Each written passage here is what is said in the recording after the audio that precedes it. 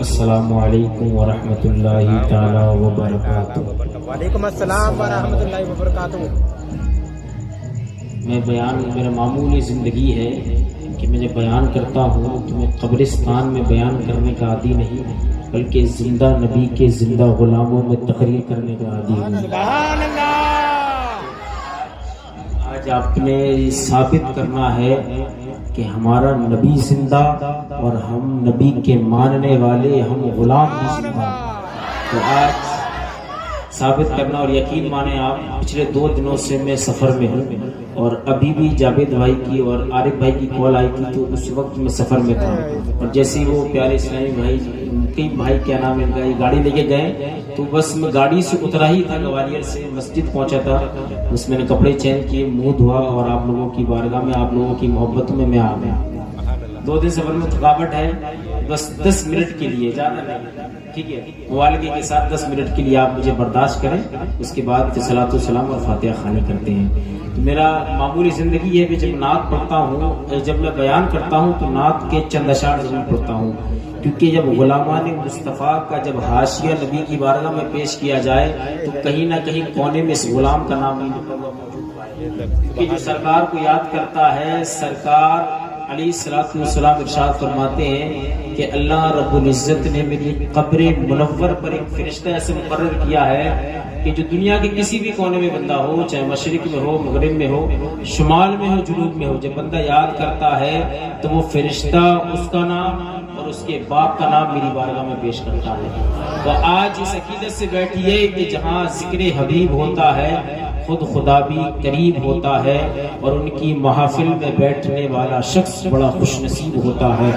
تو پوری ایمانداری کے ساتھ جو التجائیں، جو تمنائیں، جو مرادیں، جو پریشانیاں، جو تکالیف لے کر آپ آئے ہیں، اور پوری ایمانداری کے ساتھ بیٹھیے اور التجا کیجیے سرکار غوث اعظم کی بارگاہ میں کہ اس محفل پاک کی برکت سے سرکار غوث اعظم اپنے نانا کے صدقے ان مشکلات کو حل فرما دے۔ خاموش ہو جائیں۔ الحمد للہ رب العالمین والعاقبۃ للمتقین والصلاة والسلام على من كان نبيا وآدم بين الماء والطين وعلى آله وأصحابه أجمعين، أما بعد فأعوذ بالله من الشيطان الرجيم، بسم الله الرحمن الرحيم، واعتصموا بحبل الله جميعا ولا تفرقوا، صدق الله العظيم وصدق رسوله النبي الأمين المتين الكريم، ونحن على ذلك لمن الشاهدين والشاكرين، والحمد للہ رب العالمین۔ غوث اعظم بمنی بے سر و سامان، مدد قبلہ دین، مدد کعبہ ایمان، مدد مگرداب بلا افتادہ کشتی، ضعیفان شکستہ رات پشتی، بحق خواجہ عثمان ہارون، مدد کن یا معین الدین چشتی، مدد کن یا معین الدین چشتی، مدد کن یا معین الدین چشتی۔ بندے پروردگارم امت احمد نبی، دوست دار 4 یارم تابع و اولاد علی، مذہب حنفیہ دارم ملت حضرت خلیل، خاک پائے غوث اعظم زیر سایہ ہر صدیق، عکس حسن جمال محمد، فاروق ذل جاہو جلال محمد، عثمان ضیاء شمع جمال محمد، حیدر بہار باغ خصال محمد، صلاۃ و سلام علیک یا رسول اللہ صلی اللہ تعالی علیہ وسلم۔ آئیے کچھ عرض معروض کرنے سے قبل، کچھ سننے سنانے سے قبل، اس سے پہلے کہ میں آپ کو کچھ سناؤں، آپ کچھ سنیں، پوری ایمانداری کے ساتھ اپنی اور ساری کائنات کے مرکز عقیدت گنبد خضرا میں آرام فرمانے والے آقا و مولا سید الانبیاء حضور تاجدار انبیاء جناب احمد مجتبی محمد مصطفیٰ ارواحنا فدا صلی اللہ تعالی علیہ وسلم کی بارگاہ میں پوری ایمانداری کے ساتھ درود و سلام کا ہدیہ پیش کریں. پڑھے اللہم صلی علی سیدنا و مولانا محمد معدل الجود والکرم وعلی آلہ وبارک وسلم صلاۃ و سلام علیک یا رسول اللہ صلی اللہ تعالی علیہ وسلم. میری آواز اتنی خاص نہیں ہے لیکن میں پھر بھی نعت پڑھتا ہوں کیونکہ سرکار کی بارگاہ میں آواز نہیں دیکھی جاتی، وہاں دل دیکھے جاتے ہیں. اور کفیل رضا صاحب نے بھی بڑی پیاری آواز میں نعت نبی گنگنائی ہے، ماشاءاللہ دل کو چھو گئے ہیں، بڑا زبردست پڑھتے ہیں. اللہ ان کی آواز کو سلامت رکھے، نبی سلامت رکھے. آئیے شکیل عارفی کا لکھا ہوا بڑا پیارا کلام ہے، چند اشعار آپ تک پہنچانے کی کوشش کرتا ہوں، مل کے پڑھیے گا اور ساتھ دیجیے گا. حبیب خدا کی ضرورت پڑے گی، شہ انبیاء کی ضرورت پڑے گی. حبیب خدا کی ضرورت پڑے گی، شہ انبیاء کی ضرورت پڑے گی. قیامت میں اپنے ہو یا غیر سب کو، قیامت میں اپنے ہو یا غیر سب کو، میرے مصطفیٰ کی ضرورت پڑے گی، میرے مصطفیٰ کی ضرورت پڑے گی، شہ انبیاء کی ضرورت پڑے گی. کیونکہ سرکار فرماتے ہیں کہ قیامت کے دن سب سے پہلے قبر سے اٹھنے والا میں ہوں اور سب سے پہلی شفاعت کرنے والا میں ہوں. تو جو نبی کو مانے یا نہ مانے سب کو ضرورت آخرت کے دن نبی کی پڑھنی ہے. اب شکیل عارفی لکھتے ہیں، بڑا پیارا کلام ہے کہ صداقت عدالت سخاوت طلب ہے، تو صدیق و فاروق عثمان ملیں گے، تو صدیق و فاروق عثمان ملیں گے. شیخ خاموش نہ رہیں آپ لوگ کیونکہ مولا کائنات کی بات ہونی ہے. شاعر کہتا ہے صداقت عدالت سخاوت طلب ہے، تو صدیق و فاروق عثمان ملیں گے، تو صدیق و فاروق عثمان ملیں گے. ولایت کی سلطانیہ چاہتے ہو، ولایت کی سلطانیہ چاہتے ہو، تو شیر خدا کی ضرورت پڑے گی، تو شیر خدا کی ضرورت پڑے گی.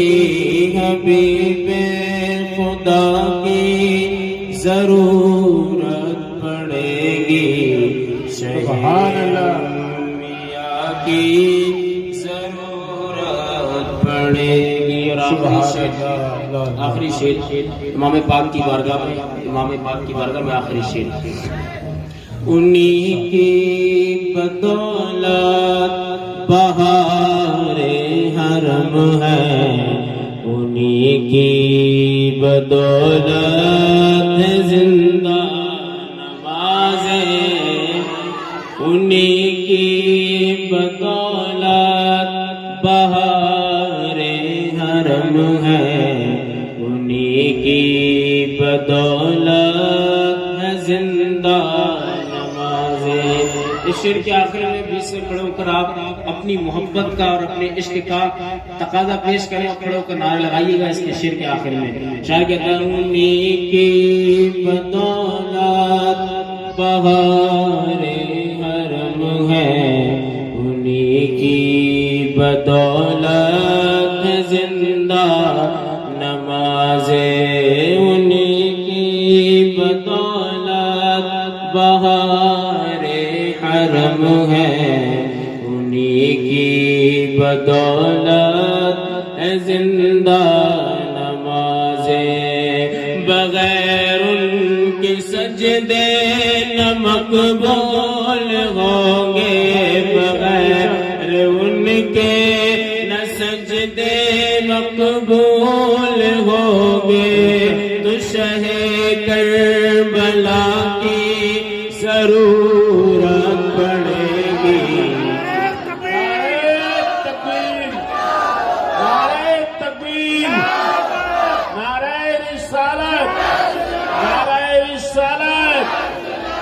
یا حسین یا حسین یا حسین، حسین کا دامن، نعرہ حیدری، نعرہ حیدری، نعرہ حیدری، نعرہ تکبیر، نعرہ تکبیر، نعرہ رسالت، نعرہ رسالت، نعرہ حیدری۔ بغیر ان کے سجدے نہ مقبول ہوں گے، تو شہ کربلا کی ضرورت پڑے گی۔ اکیلا پڑھنے والا ہوں اور آپ لوگ اپنے سارے ہیں، ایک بار مل کے پڑھیں۔ حبیب خدا کی ضرورت پڑے گی، شہ انبیاء کی ضرورت۔ جس کا یہ عقیدہ ہے نا، جس کا یہ عقیدہ ہے کہ مصطفیٰ کی ضرورت قیامت کے دن پڑھنی ہے، تو دونوں ہاتھوں کو اٹھا کر آخری شعر پر داد دے اور مل کے پڑھے۔ حبیب خدا کی ضرورت پڑے گی، شہ انبیاء کی ضرورت پڑے گی، شہ انبیاء کی۔ آواز نہیں نکل رہی آپ لوگوں کی، آواز نکالیں، آواز نکالیں، کیونکہ جب آقاؤں کا ذکر، سرکاروں کا ذکر کرو تو مچل کے کرو، جھوم کے کرو، تاکہ دیکھنے والے بھی کہیں کہ عشاقان غلامان مصطفیٰ یہاں پر بیٹھے ہیں اور محفل میلاد کو سجا رہے ہیں۔ میری آواز پھیکی پڑنی چاہیے، میری آواز پھیکی پڑنی چاہیے اور آپ کی آواز تیز ہونی چاہیے، کیونکہ آپ کی پوری قوم ایک طرف اور میں اکیلا ایک طرف۔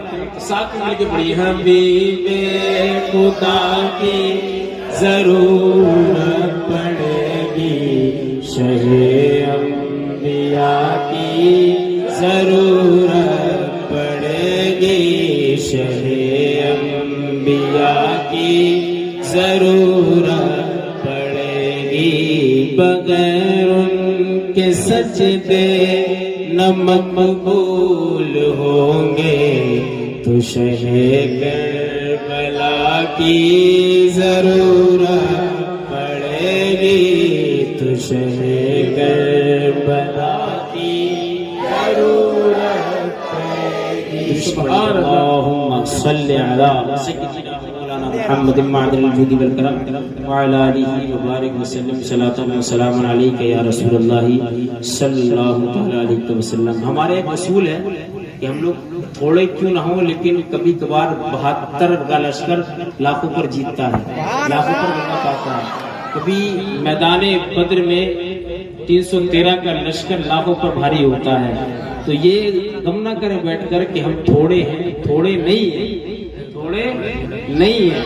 ہماری کثرت، تمہاری تاریخ جو اتنی پرانی ہے کہ ہم دین کی خاطر پانی کو بھی چھوڑ دیتے ہیں۔ ہماری تاریخ تو اتنی پرانی ہے کہ سرکار اگر کھجور کے تنے کو دے دے تو وہ تلوار بن جاتی ہے۔ ہماری تاریخ تو اتنی پرانی ہے کہ اگر سرکار 2 صحابیوں کو لکڑی کے تنے دے دے تو روشنی پھوٹتی ہے۔ ہماری تاریخ تو اتنی پرانی ہے کہ کبھی صدیق اکبر کی صورت میں کوئی چمکتا ہوا نظر آتا ہے، تو کبھی عمر فاروق کی صورت میں کوئی چمکتا ہوا نظر آتا ہے، تو کبھی عثمان غنی کی صورت میں نظر آتا ہے، تو کبھی مولائے کائنات حیدر کرار کی شکل میں نظر آتا ہے۔ سیدھے شاعر کہتا ہے کبھی دیوار ہلتی ہے، کبھی در کانپ جاتا ہے، اب بھی علی کا نام سن کر خیبر کانپ جاتا ہے، اب بھی علی کا نام سن کر۔ نعرہ حیدری، نعرہ حیدری، حیدری، جاری، نعرہ حیدری، جاری، جاری، جاری، جاری۔ اور اس بات کو یاد رکھنا مسلمانوں، آگرہ کے زندہ مسلمانوں، زندہ نبی کی زندہ غلاموں، اس بات کو یاد رکھنا کہ جب ہم تھوڑے کیوں نہ ہوں لیکن 72 جب ہوتے ہیں تو لاکھوں پر فتح یابی اللہ میں نصیب کرتا ہے۔ پھر اللہ ایسی فتح دیتا ہے کہ اللہ آسمان سے فرشتوں کی ٹولی بھیجتا ہے۔ تو کبھی غم نہیں کرنا، اسلام کی خاطر یہ گواہ ہے تائی کہ اپنی جانیں قربان کر دی۔ اور سب سے ابھی مجھے ذکر کرنا ہے سرکار غوث اعظم کے چند واقعات اور حالات، لیکن ابھی سرکار غوث اعظم کے بھی جو ابا ہیں ان کا ذکر پہلے کر لیتے ہیں، کیونکہ علی کا ذکر مقدر سوار دیتا ہے اور علی کا بغض چہرے بگاڑ دیتا ہے۔ بات سمجھ رہے ہیں آپ لوگ؟ علی کا ذکر مقدر سوار دیتا ہے، علی کا بغض چہرے بگاڑ دیتا ہے، اور علی کے ذکر کو ادنا نہ سمجھے منکر، علی وہ ہے جو ایک ہاتھ سے خیبر اکھاڑ دیتا ہے، جو ایک ہاتھ سے خیبر اکھاڑ دیتا ہے۔ جب باپ کی شان یہ ہے تو بیٹے کا عالم کیا ہوگا؟ باپ کی شان سے پتہ چلتا ہے کہ بیٹا کوئی چھوٹی موٹی ہستی نہیں ہے، جیسا باپ ہوتا ہے ویسا اثر اولاد کے اندر جاتا ہے۔ جیسا باپ ہے، اگر چرسی بھنگی موالی باپ ہے تو بیٹا کہیں نہ کہیں غلط لائن پہ جائے گا، لیکن اگر فاتح خیبر جیسا باپ ہو، مولا مشکل کشا جیسا باپ ہو تو پھر ایرے گہرے پیدا نہیں ہوتے، غوث اعظم پیدا ہوتے ہیں، شیخ عبد القادر جیلانی پیدا ہوتے ہیں، شیخ عبد القادر جیلانی جیسے پیدا ہوتے ہیں، کیونکہ باپ اعلیٰ تو اولاد اعلیٰ بنتی ہے۔ سمجھ رہے بات کو آپ لوگ؟ تو علی کا ذکر مقدر سوار دیتا ہے، علی کا بغض چہرے بگاڑ دیتا ہے، اور علی کے ذکر کو ادنا نہ سمجھے منکر، علی وہ ہے جو ایک ہاتھ سے خیبر اکھاڑ دیتا ہے، اور حیدر حیدر مولا مولا بولے گا، حیدر حیدر مولا مولا بولے گا، عشق حیدر میں پاک لہو کا قطرہ قطرہ بولے گا۔ اس جو حلالی ہوگا نا، جس کا خون حلال کا ہے، اسی کا قطرہ قطرہ بولتا ہے۔ حیدر حیدر مولا مولا بولے گا، عشق حیدر میں پاک لہو کا قطرہ قطرہ بولے گا۔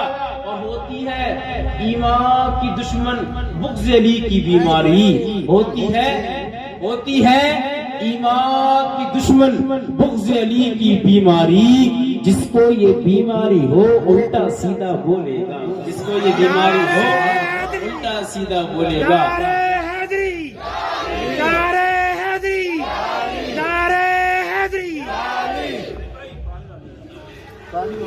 مولائے کائنات وہ ذات ہے کہ اگر مولائے کائنات کو بندہ پڑھنے بیٹھ جائے، مولائے کائنات کا ذکر کرنے بیٹھ جائے تو یہ رات چھوٹی پڑ جائے، لیکن مولائے کائنات کے ذکر کا ایک باب بھی پورا نہیں ہو سکتا۔ مولائے کائنات کے باب، مولائے کائنات کا ذکر کیوں نہ ہو؟ کیونکہ جسے نبی نے کہا ہو انت اخی فی الدنیا والآخرہ، اے علی تم دنیا و آخرت میں میرے بھائی ہو۔ آقا نے فرمایا انا مدینۃ العلم وعلی بابها، اگر میں علم کا شہر ہوں تو علی اس کا دروازہ ہے۔ آقا فرماتے ہیں انا دار الحکمہ وعلی بابها، میں ولایت کا گھر ہوں، علی اس کا دروازہ ہے۔ تو ولی اگر کوئی مقام ولایت چاہتا ہے نا تو علی کے بغیر چارہ نہیں ہے۔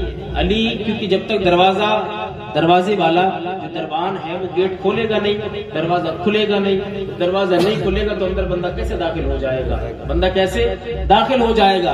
اور آقا نے فرمایا کہ میں علم کا شہر ہوں، علم کا شہر ہوں، علی اس کا دروازہ ہے۔ تو شہر میں کئی سے لوگ آ سکتے ہیں، کچھ بھی ہو سکتا ہے شہر میں، لیکن گھر ایسی چیز ہوتی ہے کہ گھر محفوظ ہوتا ہے بندے کا، گھر میں وہی داخل ہوتا ہے جس کو آپ اجازت دو گے، صرف گھر میں وہی داخل ہوگا۔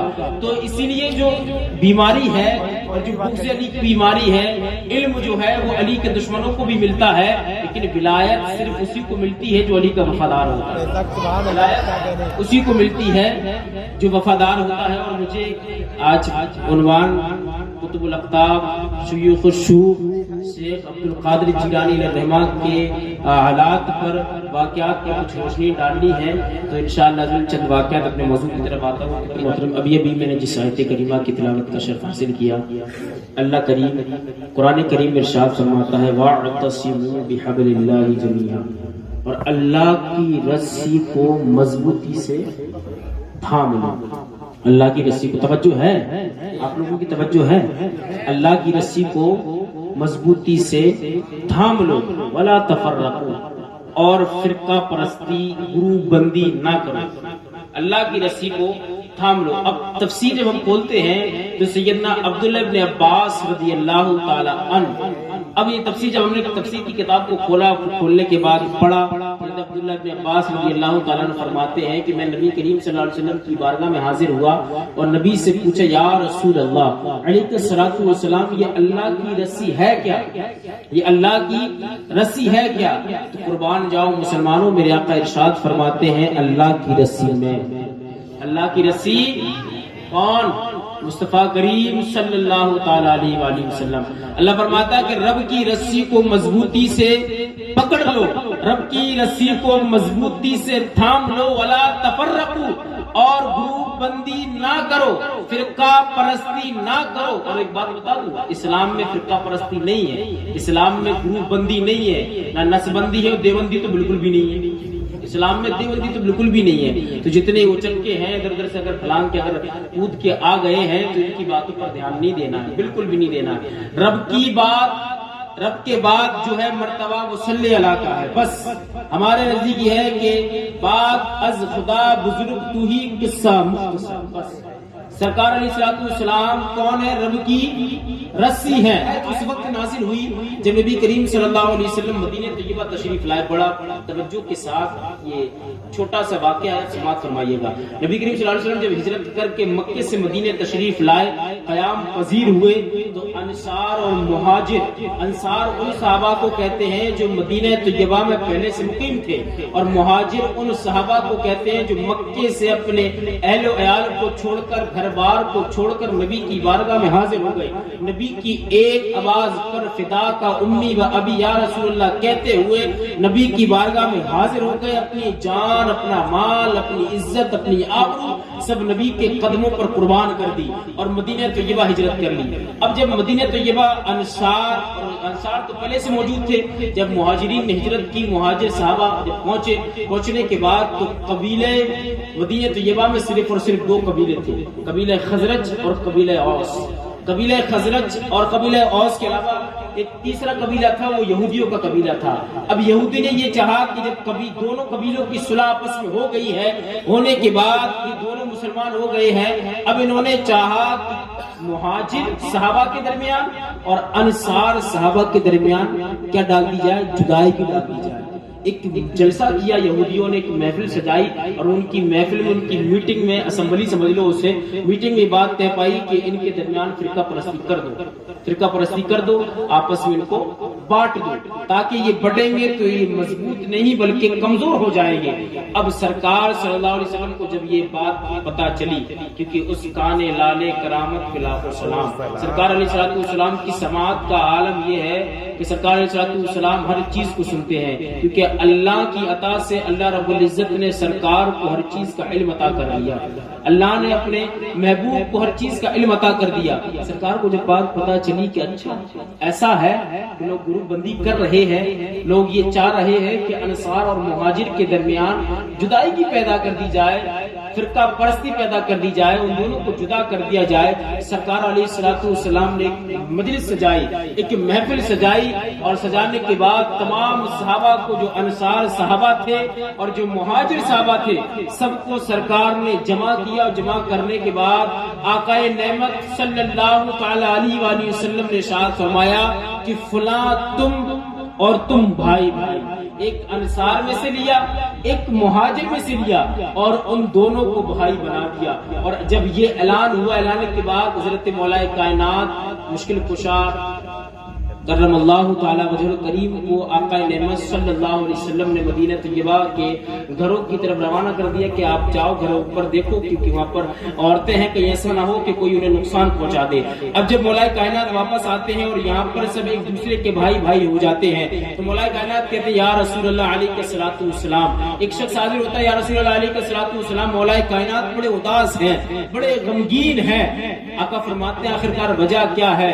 تو وہ شخص کہتے ہیں، وہ صحابی رسول کہتے ہیں یا رسول اللہ علیہ الصلوۃ والسلام وجہ تو مجھے نہیں پتا، لیکن آپ علی سے خود ہی پوچھ لیں۔ آقا نے علی کو بلایا، علی کو بلانے کے بعد علی سے پوچھا علی آخرکار بات کیا ہے؟ حضرت علی کی جملے سنو ناظرین، حضرت علی کی جملے سنو۔ حضرت علی کہتے ہیں یا رسول اللہ علیہ الصلوۃ والسلام، آپ نے مجھے حکم دیا تو میں مدینے کی گلیوں میں مدینے کی پہراداری کرنے کے لیے، مدینے کی خواتین کی حفاظت کرنے کے لیے مدینے گیا، لیکن یہاں پر ایک دوسرے کا بھائی قرار دے دیا، اگر میں یہاں موجود ہوتا تو میں بھی کسی نہ کسی کا بھائی ہوتا۔ آقا نے فرمایا، بخاری کی یہ جملے بخاری میں بھی ہے، مسلم میں بھی ہے، سنن ابو داؤد سنن ابو نسائی میں بھی ہے۔ اب جملے سنو، آقا فرماتے ہیں اے علی بقیتک نفسی، بقیتک نفسی، اے علی میں نے تجھے اپنے لیے بچا کے رکھا ہے، اپنے لیے بچا کے رکھا ہے۔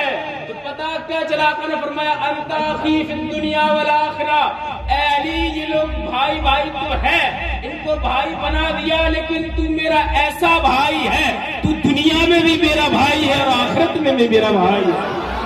سبحان اللہ، نعرہ تکبیر، نعرہ رسالت، علامہ مولانا سید ارشاد صاحب قبلہ، نعرہ تکبیر، نعرہ رسالت۔ اور سرکار علیہ الصلوۃ والسلام نے مولا علی کو کہا کہ تو دنیا میں بھی میرے بھائی ہو اور آخرت میں میری بھائی ہو۔ تو اللہ کی رسی کون؟ ذات مصطفیٰ، اور ذات مصطفیٰ کے بعد اگر کوئی ذات ہے تو مولا مشکل کشا۔ اب غوث اعظم علیہ الرحمہ کس کی اولاد؟ حضرت امام حسن اور حسین، دونوں آپ سے، دونوں طرف سے سادات ہیں آپ، والدہ محترمہ کی طرف سے حسینی اور والد صاحب کی طرف سے حسنی سادات میں سے آپ ہیں۔ تو اب سنو جناب، یہ جملے سننا میرے بڑے غور سے کہ اللہ کی رسی کون؟ ذات مصطفیٰ صلی اللہ تعالی علیہ وآلہ وسلم۔ اب آقا کا دامن تھام لو تو اللہ کی رسی کو تھامنا ہوا، حسن مجتبیٰ کا دامن تھامنا اللہ کی رسی کو تھامنا، امام حسین کا دامن تھامنا اللہ کی رسی کو تھامنا، اور امام صادق جعفر صادق کا دامن تھامنا اللہ کی رسی کو تھامنا، اور امام موسیٰ رضا کاظم کے دامن کو تھامنا اللہ کی رسی کو تھامنا، اور شیخ عبد القادر جیلانی کے دامن کو تھامنا اللہ کی رسی کو تھامنا۔ نعرہ تکبیر، اللہ اکبر، نعرہ یا رسالت، رسول اللہ، علامہ مولانا سید ارشاد صاحب قبلہ، زندہ باد زندہ باد، تکبیر، اللہ اکبر، نعرہ رسالت۔ یا رسول اللہ۔ بس یہی وجہ ہے کہ ہم نے ابھی تک دامن تھاما نہیں ہے۔ دامن جس دن ہم صحیح سے تھام لیں گے، کیونکہ کچھ لوگ بڑی ٹپڑیاں کرتے ہیں شیخ عبد القادر جیلانی علیہ الرحمہ کی بارگاہ میں، کہتے ہیں اتنی بلند و بالا شان کیوں بیان کرتے ہو، اتنا بڑا چلا کر بیان کیوں نہ کرتے ہو؟ یاد رکھنا، جیسا نبی ہوتا ہے اس نبی کی امت کے اولیاء نبی کے مظہر ہوتے ہیں، سبحان اللہ، مظہر ہوتے ہیں، جیسا کہ ان کے اولیاء کا یہ عالم ہے کہ اللہ تعالیٰ کئی سو سال تک ان کو سلا دیتا ہے اور ان کے کتے کو وہ مقام، وہ مرتبہ عطا کر دیتا ہے کہ بلعم بن باورا جیسا شخص اس کتے کی شکل میں جائے گا اور کتا بلعم بن باورا کی شکل میں جائے گا۔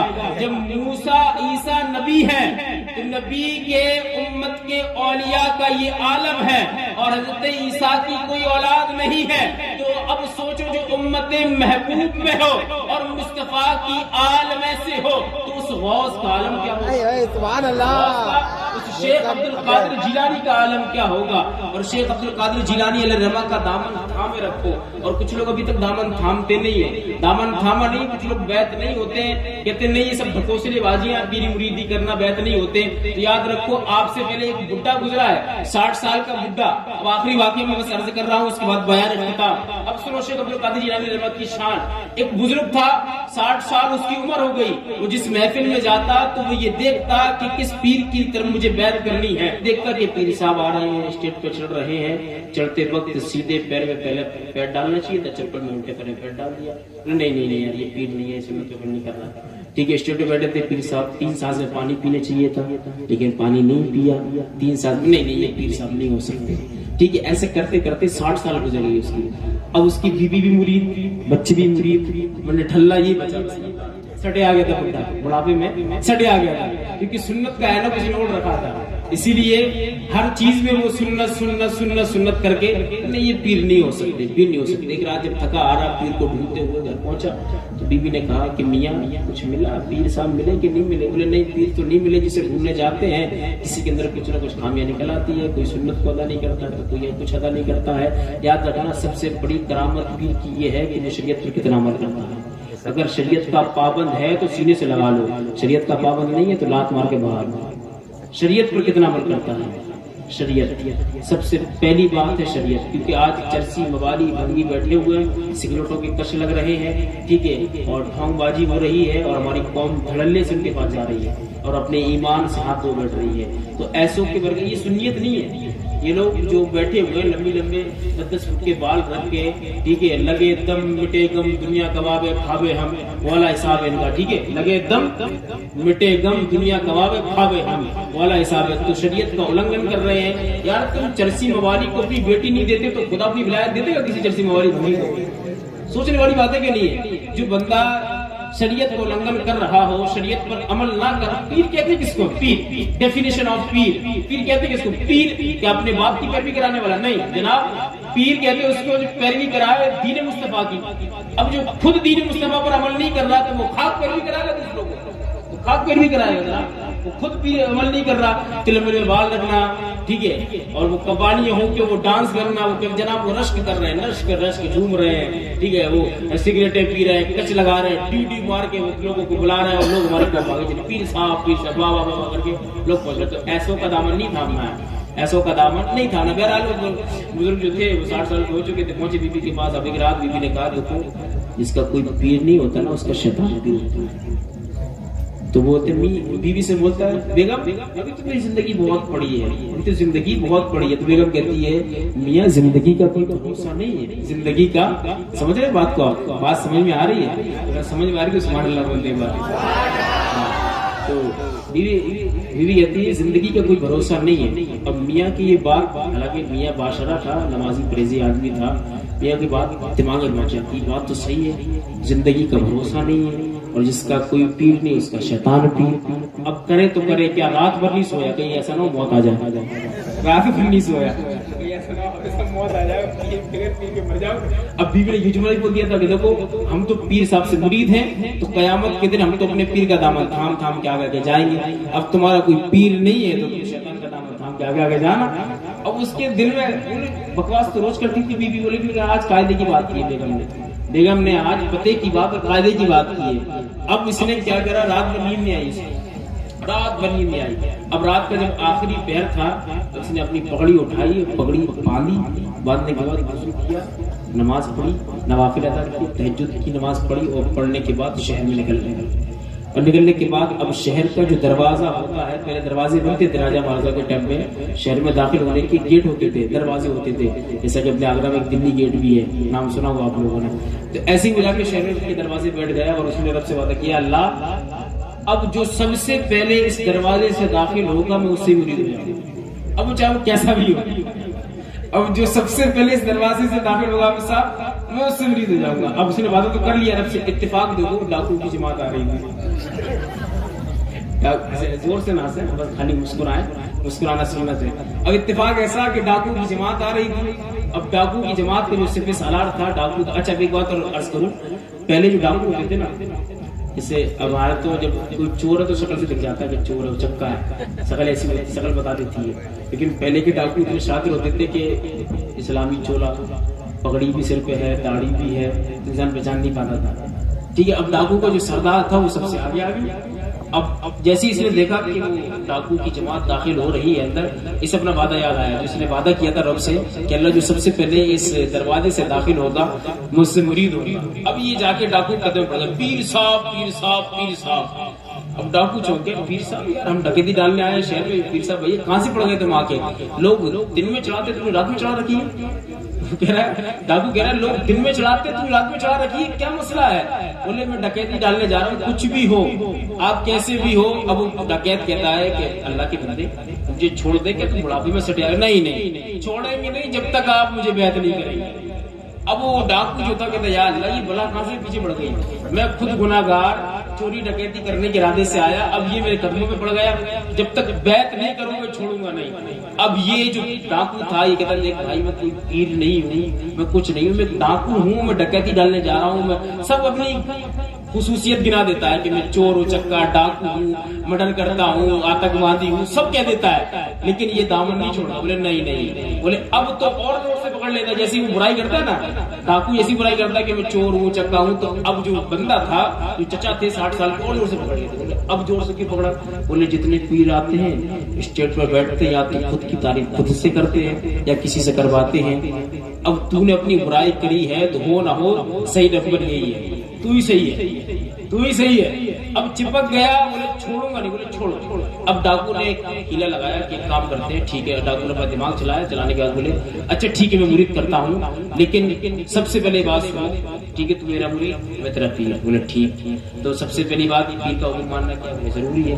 بولے میرا حکم مانو اور مجھے چھوڑ دو. کہتا ہے نادان اگر گردن مانگی ہوتی تو گردن دے دیتا, لیکن یہ کام نہیں کروں گا جب تک بیعت نہیں کرو گے, یہ کام نہیں کروں گا. اب وہ ڈاکو سے اس قدر چپکا کہ ڈاکو کو چھوڑنے کے لیے تیار نہیں. اب ڈاکو پریشان کہ یار میرے ساتھی آگے نکل گئے ہیں, مجھے ڈکیتی ڈالنی ہے, اب مجھے آگے اپنا کام کرنا ہے, بھائی چھوڑ دو. بولے نہیں چھوڑوں گا نہیں. ڈاکو ادھر ٹھیک ہے کام کر میرے ساتھ چل, میں تجھے چوری کر کے دکھاتا ہوں اور چوری کا سامان لا کے دکھاتا ہوں, تب تو یقین کر لے گا.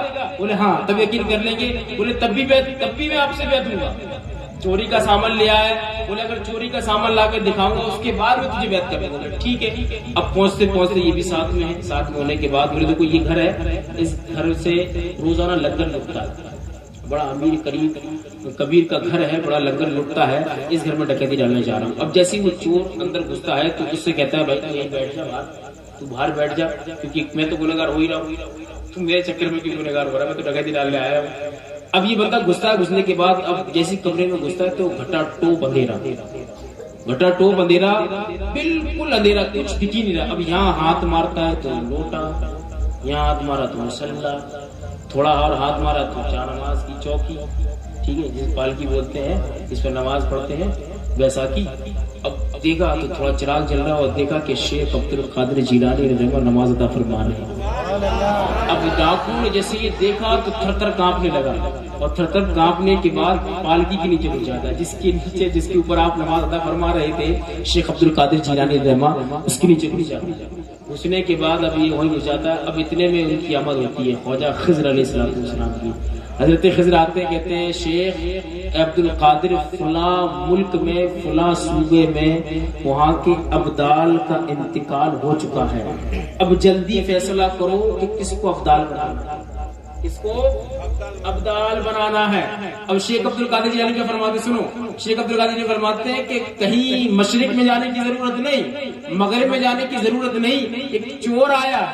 ایک چور آیا ہے, اس نے بڑے ہاتھ پیر مارے ہیں لیکن اسے کچھ نہیں ملا. اگر آج یہ خالی ہاتھ چلا گیا تو بغداد کی گلیوں میں جا کے شور کرے گا کہ شیخ عبد القادر کے گھر سے میں خالی ہاتھ لوٹ کے آیا ہوں.